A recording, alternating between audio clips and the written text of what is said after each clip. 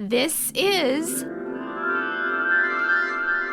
The Listening Tube. Hello, thank you for putting your ear to the Listening Tube. I'm your host, Bob Woodley. Elon Musk said I have to cut my staff by 50%. Luckily, my booth announcer lady agreed to let me do her yard work in lieu of payment. On this episode, we'll hear how I feel about trans athletes, and I'll have a conversation with the host of the Homeless Conservative podcast, Blake Fisher. But first, Not the headlines. well, it finally happened. California Governor Gavin Newsom, one of the most progressive leftists in American politics today, jumped ship on the trans athlete debate. On his new podcast, the governor said it's simply a matter of fairness, that men pretending to be women shouldn't be allowed to compete against actual women. This brings up a couple questions. First, why does the governor of California have a podcast? Doesn't he have more important things to do? I'd think that the job of governor normally doesn't leave a lot of spare time. If he's not doing it in his spare time, I wonder what the taxpayers of California think of their governor making a podcast on their dime. But topically, why is the governor, who made the state a sanctuary for not just illegal aliens, but also juveniles who claim to be transgender, suddenly changing his mind? I'm sure the welcome mat for so-called trans kids is still out, and the parents of said kids still have no rights in California, so he hasn't completely changed his mind. He seems to be singling out only the trans people who wish to compete in sports. More specifically, men who claim to be women in order to compete against them. What many heterosexual men would call a pussy. I wonder if that's how Gavin Newsom thinks of them now. Back in the day, I was acquainted with several effeminate men, going all the way back to high school. And yes, I was familiar with some of the derogatory names some of the guys would use to describe them. But I was friends with them, or at least treated them with the same disinterest I treated most of my schoolmates. But those somewhat effeminate men had more balls than these mascufemleets we're dealing with today. And yes, I just made up the word mascufemleets. It's a guy who's clearly a guy but can't compete with other guys, so he resorts to Plan B and claims to be something he isn't in order to compete with the half of humanity over which he has a biological advantage. And yes, I said he. If you're offended by that, I'll make a deal with you. If a man wants to compete against women in sports, then get your penis cut off and have a vagina installed. Then I'll give you the benefit of the doubt. You don't even have to get the boobs. That way, if you want to compete in the high jump or be a gymnast, you'll still be more or less the same as the women who do that stuff. And no, that's not sexist. All athletes, regardless of gender, require a certain body type to compete at a high level. It's why Shaquille O'Neal never mastered the uneven parallel bars. He's at least a C cup. But if you're going to claim to be a woman in order to compete with women in sports, then you should have to show a little conviction by getting your penis removed. You are, after all, trapped in the wrong body, right? Then let's get rid of everything that makes you a man in the first place. Otherwise, you're not any gender. We have men's sports and we have women's sports. If you haven't made the transition complete, you may feel like a woman, but you are not a woman. You can walk and talk and act like a woman, but as long as you have man parts, like a penis and a prostate, you're still a man. And that's okay, as long as you don't want to compete in sports against women. I actually feel sorry for these guys. How demoralized do you have to be to lower yourself to such depths? What happened in your life that made you so insecure that you would stoop as low as cheating in such a manner for the hollow reward you get in return?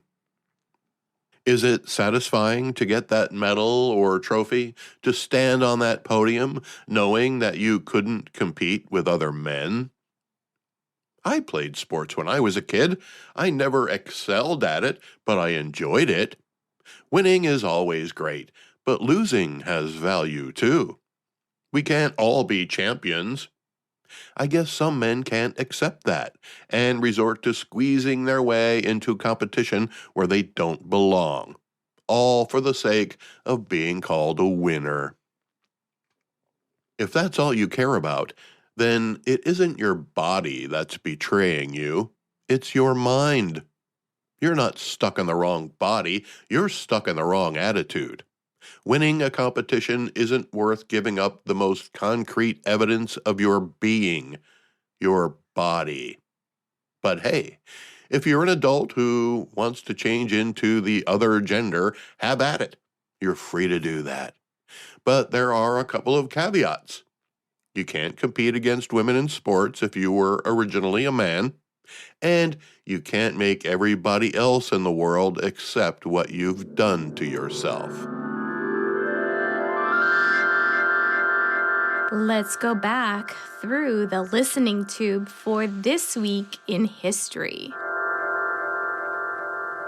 This week in 1776, during the American Revolution, British forces evacuate Boston, Massachusetts, ending the siege of Boston after George Washington and Henry Knox place artillery in positions overlooking the city. Well, we all knew who George Washington is, but who's this Henry Knox guy? I'm going to look that up. He's gonna look it up. He's really gonna do it. I want the truth! You can't handle the truth! Like Washington, Henry Knox was a founding father of the United States. Almost a right-hand man to Washington, Knox was an artillery officer for many of Washington's campaigns during the Revolution.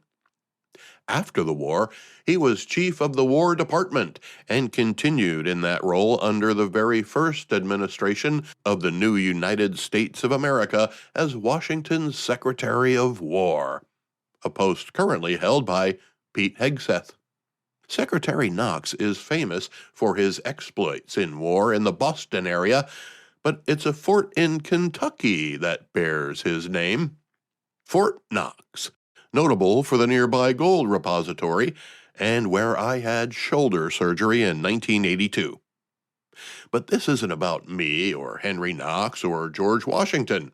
It's about Boston and the expulsion of British forces from the city. Today, British forces would be welcome in Boston.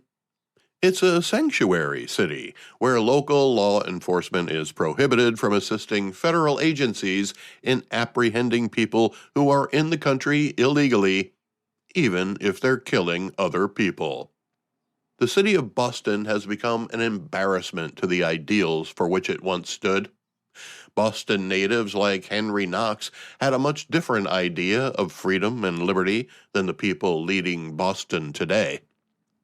What would happen if the British, or anyone else for that matter, were to invade the United States and make Boston, Philadelphia, Chicago, and Denver their first points of attack?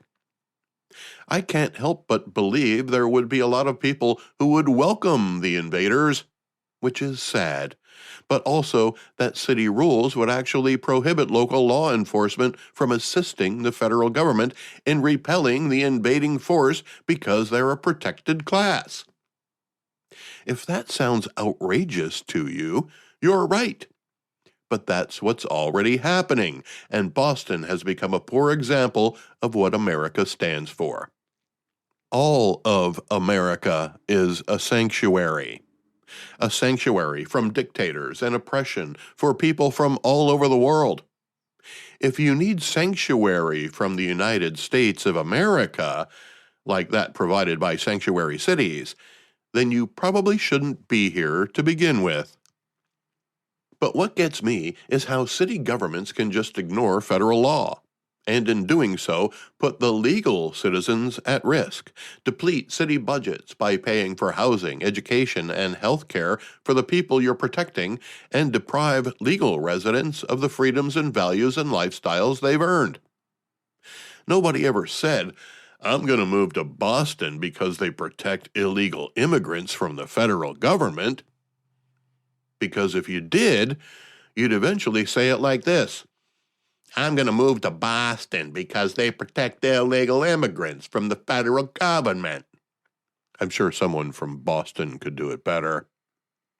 What bothers me is that sanctuary cities would rather let a convicted criminal who's wanted by immigration out the back door of the courthouse than let immigration officers take custody inside the jail. That step alone puts the general public and immigration officials at risk. There is no reason for it other than spite, at the possible expense of personal injury to or even death of somebody who has to find and arrest him in public, or an innocent passerby. Sanctuary policies are misplaced, dangerous, and irresponsible. America is a sanctuary, but sanctuary cities are un-American. The listening tube will return at the speed of sound. Send email to thelisteningtube@outlook.com. My guest this week is a podcast host. So there is another one. His name is Blake Fisher, and he hosts a podcast called The Homeless Conservative. I thought it was the Democrats who were wandering around in the wilderness. As it turns out, conservatives like Blake are still looking for a place to say. And you can hang your hat on that. You say that you help politically exhausted conservatives stay informed on what matters in U.S. politics. So my first question is, what's so exhausting? I think most people are exhausted by this trickling down to the restaurants they can go to. They're told they can't go to that restaurant if you're a real conservative because they're not, I think that kind of stuff has gotten kind of crazy. We've made politics, I think we've replaced it with like religion with politics. A lot of Americans have, and it's making it where it's something that is too in our face. And for the most part, people are kind of disgusted by the furthest left and the furthest right being the loudest voices. And I think most people just feel like they can't identify with those. And so they kind of check out. It seems to me you find it more exhilarating than exhausting. Is that fair to say? Yes and no. I've always been kind of a political junkie. In fact, I say that on my show. I'm a political junkie so that you don't have to be, because I've just always found it interesting, and I like reading about this stuff. I enjoy reading about the news. I don't enjoy the stuff that doesn't matter, though. So I am one of those exhausted people in one way, in the sense that I hate that I feel like I've got to cut through a whole lot of noise to get to something that is of substance in political news and media and politics in general. You just look at the way that our elected officials are acting. It doesn't seem like they're taking their jobs very seriously. So it's like I take politics seriously, but I often can't take the politicians seriously because I don't think they're taking their job seriously. I don't think they're taking their institution seriously. Like, for example, it's exhausting to get through the mountain of articles that are about, did Elon Musk do a Nazi symbol? That's what everyone talks about for an entire week, right? Meanwhile, there's actual substance that we need to pay attention to and actually matters and affects our daily lives and our future. That is not that story. And yet that's the story that gets covered all week, and we don't cover the other stuff. So it is exhausting, but I do enjoy keeping up with it. As do I. I find a lot of it fascinating, interesting, and sometimes even mind-boggling. Yeah, certainly a lot of that. I think the mind-boggling part comes where it, like you just described, it seems like a lot of our politicians have become caricatures of themselves. Yeah. You've taken it upon yourself then to try to wade through all the trash and find what matters. So that brings me to the rest of your mission statement. Isn't what matters up to the individual, his or herself? Who has the authority to tell us what's important? You're right. That is the hardest part of about what I try to do, is figure out when I say what matters, what I really mean is what is still going to be an issue we're talking about in, I mean, sometimes 24 hours, sometimes 30 days, but I certainly like to think of it as a month from now. If I think this is a story that we're going to spill a bunch of ink on, and then no one's even going to remember that this happened in 3 months, I don't think it's worth talking about. And I think that stuff is sometimes pretty easy to figure out what it is. Elon Musk's Nazi salute, for example. I don't think that event alone was worth talking about because it was just virtue signaling of what side you were on, essentially. I think there's other things. For example, Donald Trump says a lot of things. He says a lot of things. I don't love to take seriously just the things he says. For example, his Mara Gaza sort of plan of I'm going to go in there and we're going to put all the Palestinians somewhere else for a while, then we're going to build this resort. I don't think that's really going to happen. And until there are actions that are following up those words, I'm not going to waste time talking about it because I think it will be a thing that it would be something that I go, this is kind of wild, and maybe it's worth talking about to say it's kind of crazy that the president of the United States would do this, but we've got to stop being shocked all the time by the norm breaking when it's something like that that doesn't really matter. That's normally how I'm weighing stuff. How do I think this is going to affect the future of America, not just trying to hop on whatever trend, because I think that's what's exhausting people is that they're drinking from a fire hose. And it's really happening right now with the Trump administration because, we're in the first 100 days, we're in the first 46 days or whatever at this point, and it has been rapid and there's a lot of news. So trying to sort through the stuff that I think is worth ignoring, or at least maybe not ignoring, but saying, hey, I don't think we have enough information on this yet. A lot of what Doge is doing is like that for me. So it is hard though, because I am trying to say, hey, I think this is going to matter in the long term, but I'm trying not to do it in a way. And obviously, I'm showing my bias in the title of it, homeless conservative. I'm coming at this from a conservative viewpoint too.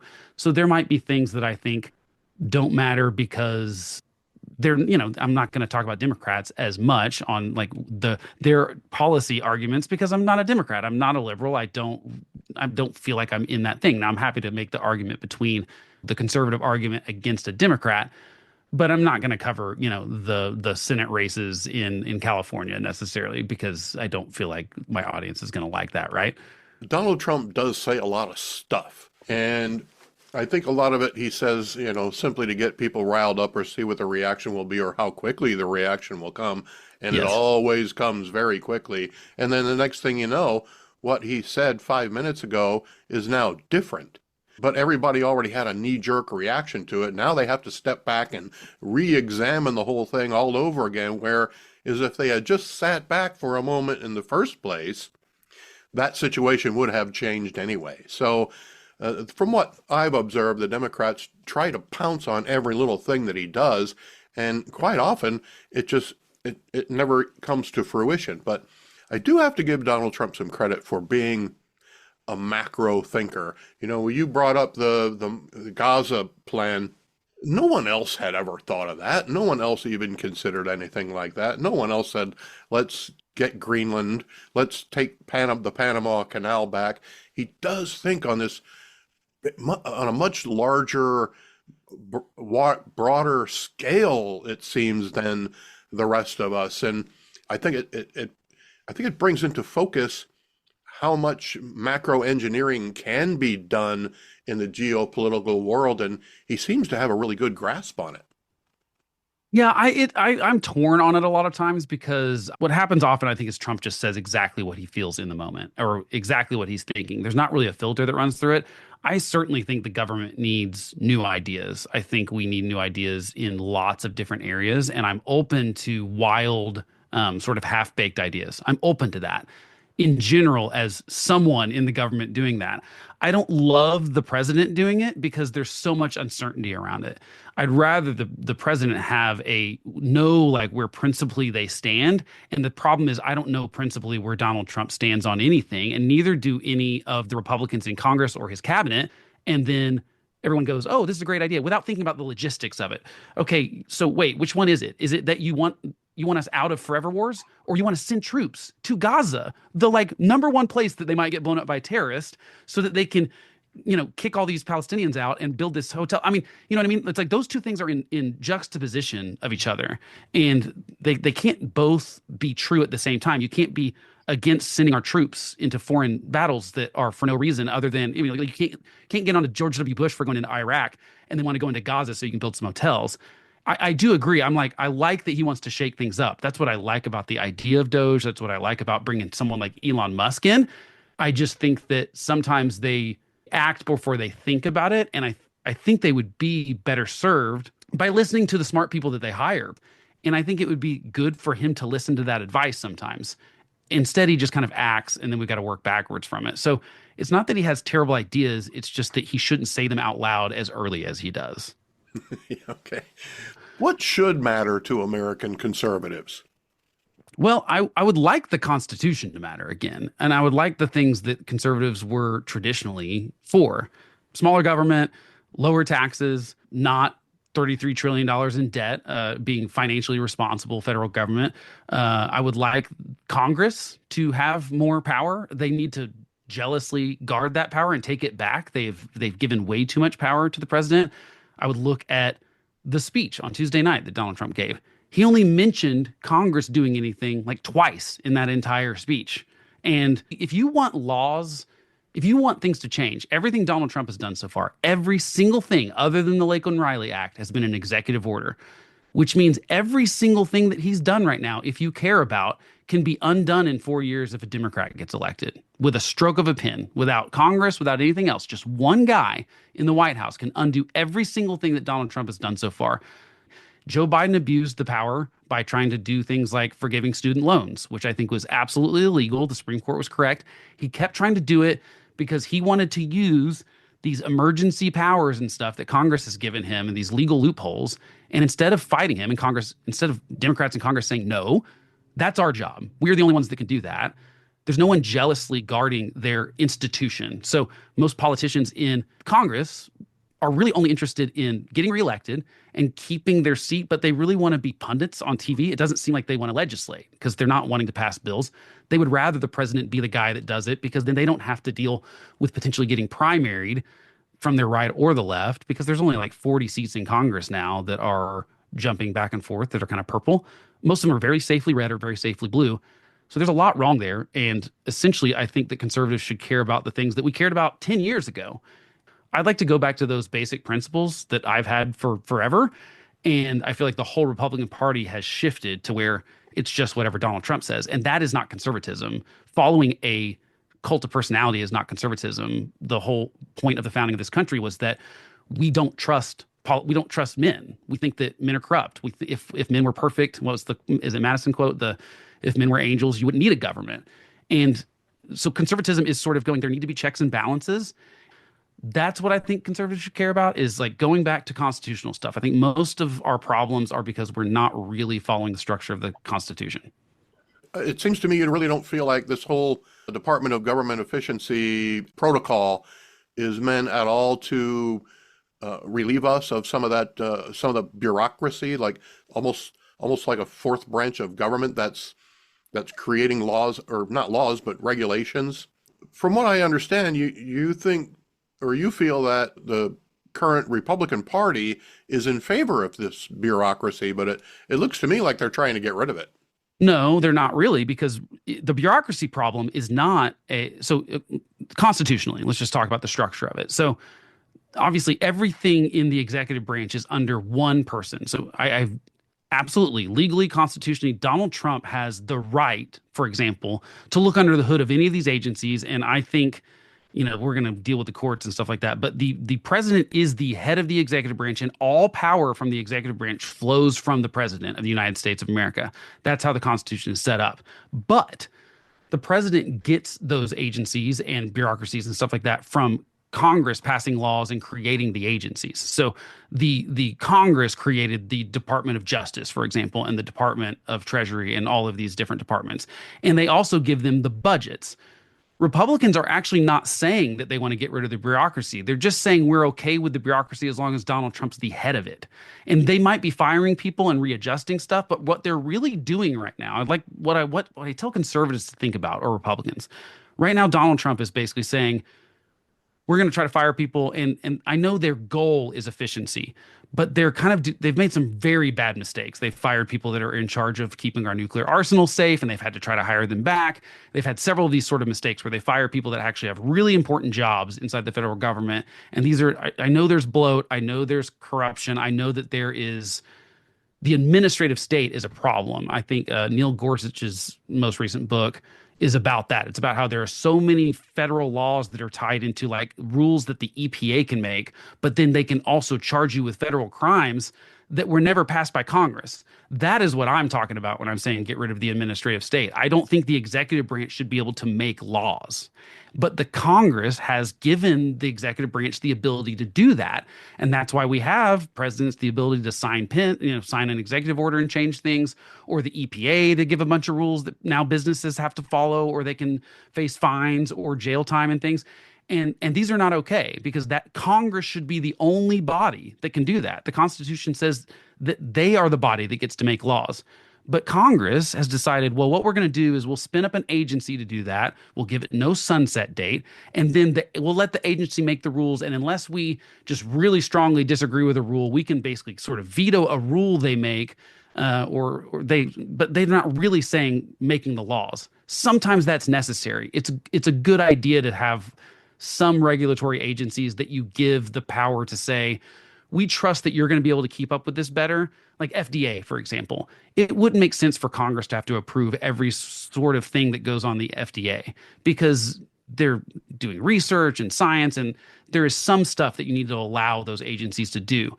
But ultimately, Congress should keep them more in check. I don't think it's that the president should keep them more in check, because really, it's the wrong branch. Like the Congress is supposed to keep the legislative branch is supposed to keep the executive branch in check, and vice versa. That's why the president can veto a law that Congress puts on his desk.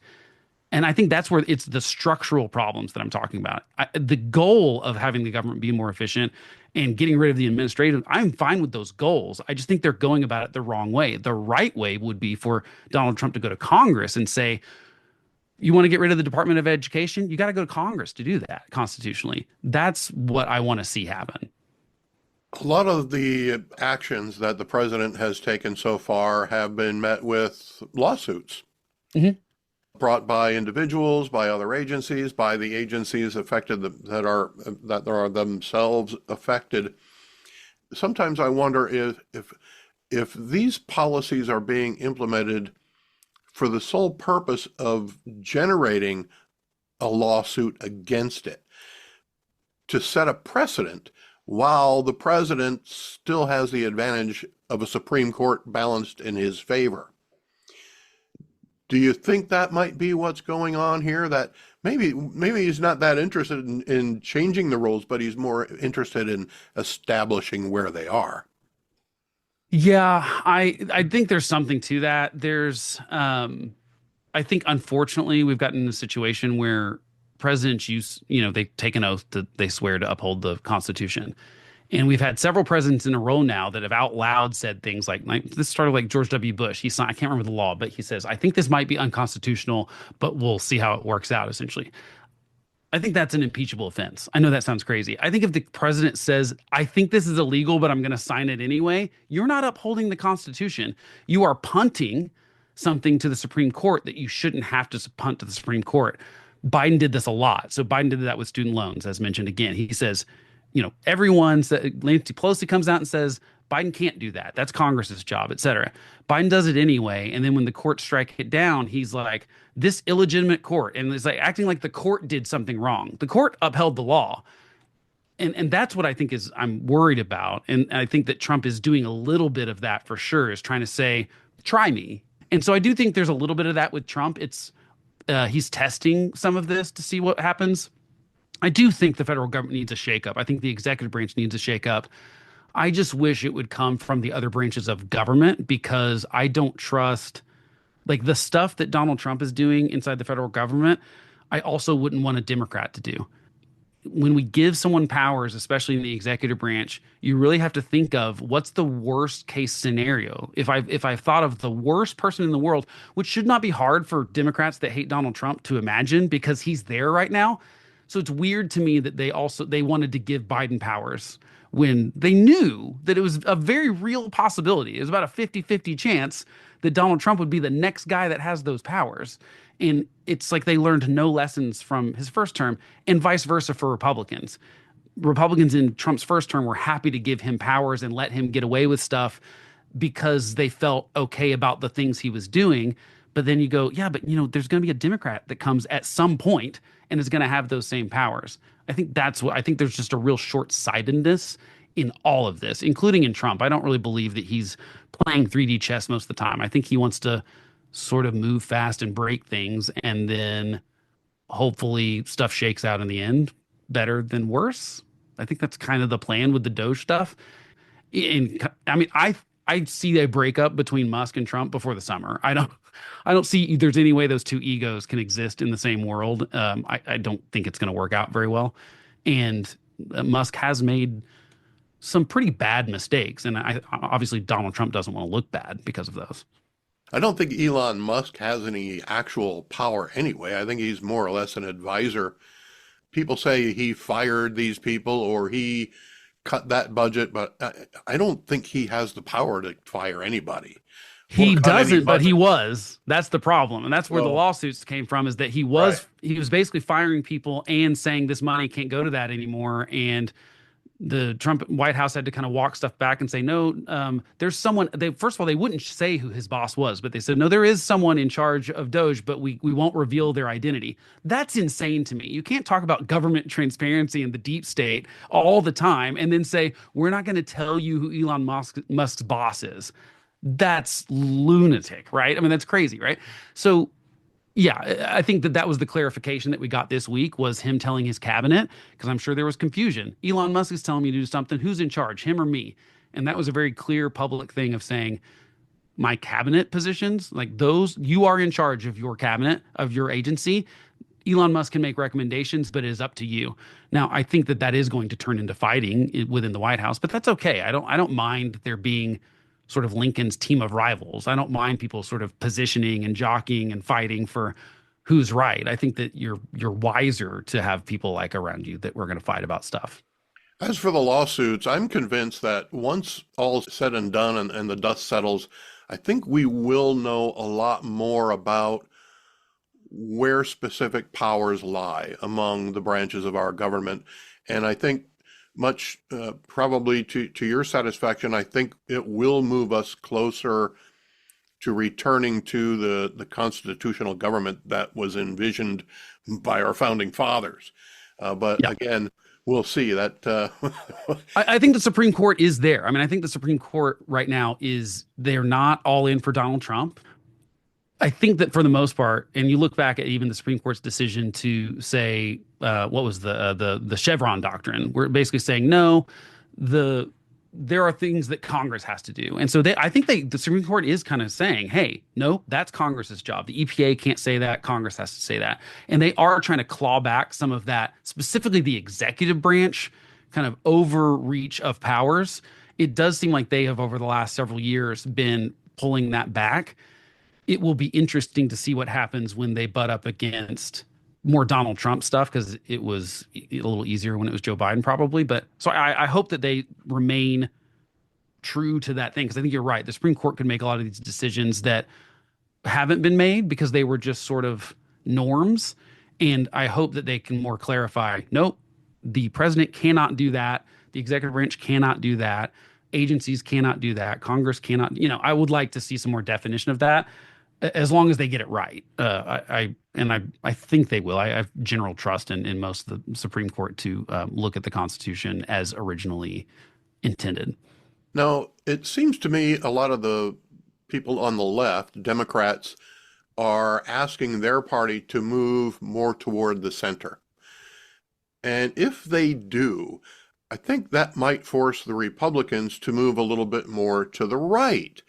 And then that pendulum is going to start swinging the other way. Mm-hmm. Do you see that as a logical course of events, or do you see the pendulum acting differently this time? I think what's weird about the right-left this, we call everything right and left. But what's weird is that some of the things, I actually was just talking about this today on another thing, is let's take the transgender women in sports thing. That's the thing that happened this week because Gavin Newsom comes out and says on his podcast that he thinks it's unfair that you should have biological men competing against women. And that's kind of the first big Democrat that said that. And obviously he wants to be the president in 2028. And he knows that 80% of Americans, so this is not a left-right thing, 80% of Americans think that that's the case. They go, no, that's not fair. That doesn't mean they don't want trans people to exist. That doesn't mean they don't have other rights. They just go, you can't play sports though. Okay. That's all we're talking about is just sports here. To me, there's a lot of issues like that are 70-30, 80-20 issues where most of the country is there. And yet the parties are having trouble finding the line to walk because, most of them are really captured by that far left and that far right. The people that are purist on the far left and the far right. I think that most of the swing back to the right is just course correction for normalcy because most of the stuff that people rejected in November, in my opinion, was all the identity politics. And including from minorities. I mean, look, Trump gained in every demographic, essentially. I think it was pretty clear that people don't like being defined by their race, by their sex, by their sexuality, by all these things that the Democrats have obsessed with for the last 15 years or so. And so I really think that's more just course correction of Democrats coming a little bit more to what we're saying is the center, but I don't really think it's a left-right thing. I think it's more of just the identity politics that's being rejected right now. I hope that goes away because I think it's really bad for America and Americans. I hope that Republicans don't try to take it as an opportunity to go too far to their side too. There is, for example, I think one thing that would say that you're right is that the DEI stuff. I think DEI is bad, especially in government. I think it's racist, essentially, to say that some people are good because of their skin color and some people are bad because of their skin color and sort of that critical race theory and some of the DEI stuff. I don't think diversity is a bad thing. I think trying to mandate diversity or have, sort of affirmative action and those kind of things, I'm glad that that's been swatted down by the Supreme Court, for example, in some education stuff. And I think that the right certainly has a tendency to go too far. And I think most people, the problem is that we get in power, either party, and then we think, well, we better do everything we possibly can as quickly as we can. It's like they know they're going to lose the next time, but I think that's what invites the backlash.